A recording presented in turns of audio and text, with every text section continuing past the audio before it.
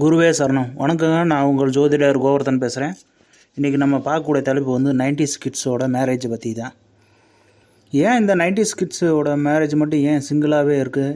ஏன் வந்து அவங்களுக்கு மேரேஜ் ஆக மாட்டுது? அவங்களுக்கு எதுவும் இதாகிருச்சா? அவங்களுக்கு எதுவும் பாதம் ஆகிருச்சா? அப்படி ஆகிட்டாலும் கூட மொத்தமாக எல்லாருக்கும் ஒரு ஒரு ஜென்ரேஷனுக்கு ஆகுமா அப்படின்னு கேட்டேன்னா அதுதான் உண்மை. அப்போ அந்த டயத்தில் பிறந்த குழந்தைகளுக்கு மட்டும்தான் இந்த மேரேஜ் விஷயத்தில் வந்து பிரச்சனை ஆகுது. மற்ற யாருக்குமே பிரச்சனை ஆகலை. அதுக்கு என்ன காரணங்கிறது இப்போ பார்ப்போம். சரிங்களா? இப்போ வந்து என்னென்னா, நம்ம ஸ்டார்டிங் பண்ணக்கூடிய இயர் வந்து 18/12/1987. 18/12/1987 ஒரு 12 நாள் போச்சுன்னா 88 ஸ்டார்டிங்கு. 88 வந்து ஸ்டார்டிங் ஆகுது. 1988 வந்து ஸ்டார்ட் ஆகுது 12 நாள் போச்சுன்னா. ஏன் இந்த பர்டிகுலராக இந்த டேட் சொல்கிறேன்னா, இந்த டேட்டில் தான் வந்து என்னென்னா சனி பகவான் வந்து தனுசுக்கு வராப்புல. தனுசில் 0 டிகிரியில் இருக்காப்புல. இது எல்லாமே திருக்கணித முறைப்படி தான். அப்போ இவர் வந்து என்னென்னா, இந்த டேட்டு 18/12/1987 12/1/1998 வரைக்குமே வந்து என்னென்னா, இந்த சனி பகவான் வந்து மறைமுகமாகவோ நேரடியாகவோ ஆட்சி பண்ணுறாப்புல. அவர் தான் கண்ட்ரோல் பண்ணுறாப்புல, வேறு யாரும் கிடையாது. 90 கிட்ஸுக்கு வந்து முக்கியமாக மேரேஜ் ஆக காரணம் வந்து இந்த சனி பகவான் ஒரு ஆள் மட்டும்தான். இவர் வந்து ஒரு தாக்கத்தை ஏற்படுத்திடுறாப்புல. இதுலேருந்து எஸ்கேப் ஆன சில ஆட்களுக்கு மட்டும் மேரேஜ் ஆயிடுச்சு. அவருடைய ஆதிக்கத்தில் இல்லாத, அதாவது லக்கணம் தகுந்த மாதிரி அது மாறி இருக்கும். அப்போ அவங்க அதில் எஸ்கேப் ஆகி வேறு இதில் அடியாயிருக்கும். பிஸ்னஸ்ஸு மற்ற இதில் வந்து பணம் வாங்குறது கொடுக்குறது இதில் அடியாயிருக்கும். குறிப்பாக வந்து இந்த மேரேஜ் கை வச்சுக்கு வந்து சில லக்கணங்களுக்கு, அதாவது சிம்ம லக்கணம், கடக லக்கணம், மகர லக்கணம், கும்ப லக்கணம், மேச லக்கணம். அப்போ இவங்களுக்கெல்லாம் வந்து வரும்போது வந்து என்ன செம்மையாக அடி வாங்கிருச்சு. அதேமாதிரி கன்னியா லக்கணம், துலா லக்கணம், இவங்களுக்கெல்லாம் வந்து என்னென்னா மேரேஜில் கை வச்சு விட்டுருச்சு. இதை தவிர்த்து மீதி எல்லா லக்கணத்துக்காரங்களுக்கும் ஓரளவுக்கு மேரேஜ் ஒத்து வந்துருச்சு. இப்போ இந்த காலகட்டத்தில் என்ன தான் நடந்துச்சுன்னா, ஒரு சின்ன ஆய்வு எடுத்து பார்த்தோம்னா, 18/12/1987 வந்து சனி பகவான் வந்து தனுசுக்குள்ளே என்ட்ரி ஆகிறாப்புல. அப்படி என்ட்ரி ஆகிற தனுசில் இருக்கக்கூடிய சனி பகவான் வந்து மறைமுகமாக வந்து வலுப்பெறுகிறாப்புல. அவருக்கு தகுந்த மாதிரி வந்து குரு வந்து மகரத்தில் இருந்தாப்புல, அதுக்கப்புறம் வந்து கும்பத்தில் இருந்தாப்புல. அந்த கரெக்டாக அந்த பர்டிகுலர் டேஸில் வந்து பார்த்தோன்னா குரு பகவான் வந்து சப்போர்ட் பண்ணியிருக்காப்புல அவர் அந்த சனி பகவானுக்கு. இது இப்போ நடக்குது. இப்போ வந்து அது பின்னாடி ஒரு டேட்டு சொல்லி நான் சொல்கிறேன். அது இப்போ நடக்குது. இப்போ ரீசெண்ட் டயத்தில் அது நடக்குது. அப்போ வந்து என்னென்னா, சனி பகவான் வந்து தனுசில் இருக்காப்புல. இவர் வந்து ஒரு பயணத்தை நோக்கி போயிட்டுருக்காப்புல. அப்போ தான் ராகு பகவான் வராப்புல. ராகு பகவான் கும்பத்தில் இருக்காப்புல. அதுக்கப்புறம் மகரத்துக்குள்ள என்ட்ரி ஆகிறாப்புல. கரெக்டாக 87, 88, 89 வரைக்கும் வந்து தனுசில் தான் இருக்காப்புல. கரெக்டாக எக்ஸாக்டாக 1/4/1990 போது வந்து பார்த்திங்கன்னா, கரெக்டாக ராகு பகவானும் சனி பகவானும் வந்து டச் பண்ணுறாங்க. அவங்க 2 பேரும் சேர்ந்து ஆகக்கூடிய ஸ்பார்க் தான் வந்து என்னென்னா நிறைய பேருக்கு அமைஞ்சிருச்சு. 7ஆம் கடம். இப்போ யோசனை பண்ணி பாருங்கள். கடக இலக்கணம் இல்லை சிம்ம இலக்கணமாக இருந்து, கடக இலக்கணமாக இருந்தால் 7ல் வந்து சனியும் ராகும் வந்து ஒன்று சேருவாங்க. இப்போ சிம்ம இலக்கணமாக இருந்தாங்கன்னா 6ல் வந்து சனியும் ராகும் ஒன்று சேருவாங்க. என்னென்னா, சிம்ம இலக்கணத்துக்கு 6க்கு 7க்கும் ஒரே அதிபதி, கடக இலக்கணத்துக்கு 7க்கு 8க்கு ஒரே அதிபதி. அப்போ வந்து இந்த இடத்துல லாக் பண்ணிட்டாப்புல சனி பகவான். அவர் அந்த இடத்துல ஆட்சியும் ஆகிறாப்புல, கூட ராகுவும் சேர்றாப்புல. அப்போ சனி பலம் அதிகமாகுது, நேட்டிவிட்டியில் வந்து அதிகமாகறாப்புல. அப்போ கை வைக்கும்போது வந்து என்னென்னா மேரேஜ் லைஃப்பில் கை வச்சு விட்டாப்புல. அப்போ இது ஒரு முக்கியமான ரோல் ஆகுது. எப்போ 88க்கு அப்புறம் வந்து சனி பகவான் கொஞ்சம் கொஞ்சமாக போகிறாப்புல. அவரை நோக்கி வந்து ராகு பகவான் வராப்புல. இவங்க 2 பேரும் கனெக்ட் பண்ணுறாப்புல.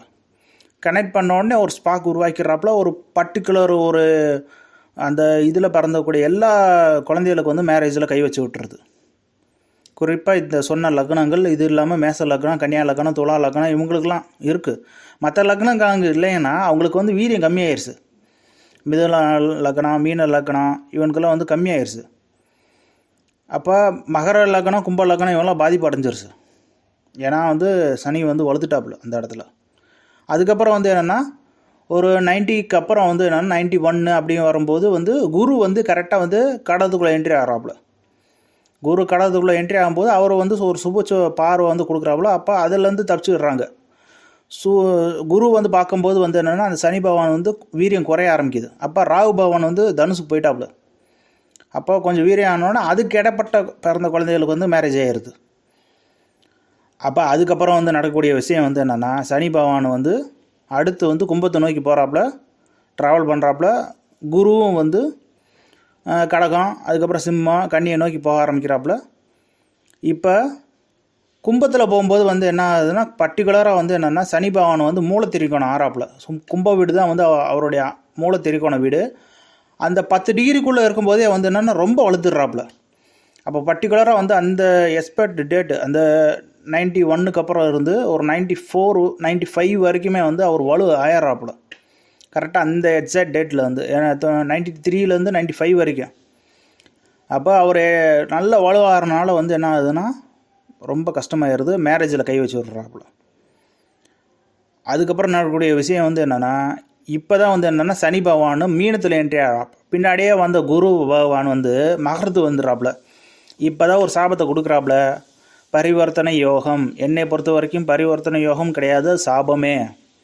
அப்போ என்னென்னா 2 பேரும் வீடை மாற்றிக்கிறாங்க. அப்படி மாற்றிக்கும் போது மறுபடியும் வந்து சனி பகவான் மகரத்துக்கு வராப்புல, குரு பகவான் மீனத்துக்கு போகிறாப்புல.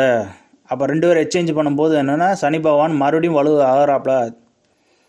அப்போ என்னன்னா இந்த பர்டிகுலர் பீரியடில் வந்து கனெக்ட் ஆகிற எல்லாருமே வந்து என்னென்னா மேரேஜில் வந்து கொஞ்சம் தடை தாமதம். அதாவது வந்து என்னென்னா, அதாவது மேரேஜுக்கு வந்து பெண் ரெடி ஆயிடுச்சு, கலத்திரம் ஃபினான்ஷியலாக வந்து ரெடியாக இருக்குது. ஆனால் மேரேஜ் பண்ண முடியல, ஏதோ ஒன்று தடுக்குது. ஒன்று பண ரீதியாவோ இல்லை வேறு ஏதோ ஒரு வீடு கட்டுறதாவோ ஏதோ ஒன்று சம்திங் தடுக்குது. அது வந்து சனி பகவானுடைய பவர்.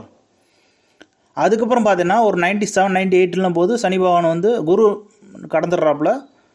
கும்பத்துக்கு குரு வந்து கும்பத்துக்கு வந்துடுறாப்புல, சாரி மேனசத்துக்கு போயிடுறாப்புல குரு. இப்போ வந்து சனி பகவான் வந்து கும்பத்துலேருந்து மீனத்துக்கு போயிடுறாப்புல. மீனத்துக்கு போகும்போது பின்னாடியே வந்துட்டாப்புல நம்மளுடைய சுப்ரீம் ஸ்டாராக கேது பகவான், சனிக்கேது. இவங்க 2 பேரும் ஜாயிண்ட் ஆகிடுறாங்க. எதிர்த்தாப்புல கன்னியில் வந்து ராகுவும் செவ்வாயும் ஒன்று சேர்ந்துடுறாப்புல. இதுக்கு இடையில் 97ல் பர்டிகுலர் ஒரு பீரியடில் வந்து ஒரு குழந்தைகள் பிறக்கிறாங்க. அவங்களுக்கு வந்து என்னென்னா, ஒன்று கல்யாணம் ஆனால் குழந்தை பிறக்கிறது கை வைக்குது, குழந்தை பிறக்கிறதுல கை வைக்கிறதுனா கல்யாணம் ஆகாமல் விட்டுறது. இந்த 2 வந்து இதாகுது. இது பர்டிகுலர் பெண்களுக்கும் நடக்குது, ஆண்களுக்கும் நடக்குது. 97ல் பிறந்த 97, 98 இந்த பீரியடில் பிறக்கக்கூடிய எல்லா குழந்தைகளையும் எடுத்து பாருங்கள், இந்த ப்ராப்ளம் இருக்குது. மேரேஜ் ஆகலை ஆனால் குழந்தை பிறப்பில் கை வச்சுடுறது, இது வந்து பர்டிகுலராக நடக்குது. அப்போ இந்த பர்டிகுலர் சர்டன் பீரியடில் வந்து இது பெரிய விஷயமாக கருதப்படுகிறது. சரி, இது அந்த வருஷம் முடிஞ்சு வச்சு. இப்போ 98 வரைக்கும் இது முடிஞ்சு வச்சு. அதுக்கப்புறம் பிறந்த குழந்தைகளும் வந்து ஓரளவுக்கு எப்படியோ மேரேஜ் லைஃப் எப்படியோ போயிடுறது, எப்படியோ அட்ஜஸ்ட்மெண்ட் பண்ணி மூவ்மெண்ட் ஆகி போயிடுறது. இப்போ ரீசெண்ட் டயத்தில் இப்போ வந்து மறுபடியும் வந்து சனி பகவான் அதே டயத்தில் தான் வராப்புல. இப்போ நடந்திருக்கு 24/1/2020 வந்து சனி பகவான் மகரத்துக்குள்ளே என்ட்ரி ஆகிறாப்புல. 29/3/2025 வரைக்குமே சனி பகவான் வந்து கும்பத்தில் இருக்க போகிறாப்புல. இப்போ இதில் பிறந்த குழந்தைகளுக்கு வந்து என்னென்னா ஆயில் குறைவு வர ஆரம்பிக்குது. ஆயில் குறைவு வருது. 2வது வந்து என்னென்னா, இவங்களுக்கு என்ன நடக்க போகுதுன்னு ஃப்யூச்சரில் தான் கண்டுபிடிக்க முடியும். இவங்களுக்கு வந்து ஒரு குறிப்பிட்ட ஒரு 10 வருஷம் கழித்து தான் இது பார்க்கவே முடியும். இந்த இது டோட்டல் டேமேஜ் இது வந்து அப்படின்னு சனி பகவான் வந்து உணர்த்திட்டாப்புல. லாக்டவுனுக்கு அப்புறம் பார்த்தீங்கன்னா விவசாயத்தில் வந்து என்னென்னா இளைஞர்கள் ஈடுபட ஆரம்பிக்கிறாங்க. அப்போ இளைஞர்களுடைய நோக்கம் வந்து அடுத்து வந்து விவசாயத்தை நோக்கி போக ஆரம்பிச்சிருச்சு. அதில் வந்து டெவலப்மெண்ட் வர ஆரம்பிச்சிருச்சு. நல்ல பெரிய கம்பெனியில் ஐடியில் நல்ல ஒரு 12 லட்சம் 13 லட்சத்தில் மாத சம்பளத்தில் இருந்தவங்க எல்லாருமே அது குவிக் பண்ணிவிட்டு இங்கே விவசாயம் பண்ண ஆரம்பிச்சிட்டாங்க. அதேமாதிரி ஐடி கம்பெனி வந்து சென்னையை விட்டுட்டு தென்காசி பக்கம் வந்து விவசாய பூமியில் வந்து ஐடி கம்பெனி பண்ண ஆரம்பிச்சிட்டாங்க. இதெல்லாம் ஒரு பெரிய ப்ராசஸ் ஆரம்பிச்சிருச்சு. எல்லாத்துக்கும் காரணம் சனி பகவான். 2025க்குள்ளே வந்து சனி பகவான் என்னென்ன பண்ண போகிறான்னு தெரியல, பார்ப்போம், பொறுத்திருந்து பார்ப்போம். மிக்க நன்றி. மற்றொரு பதிவில் சந்திப்போம். மிக்க நன்றி, வணக்கம்.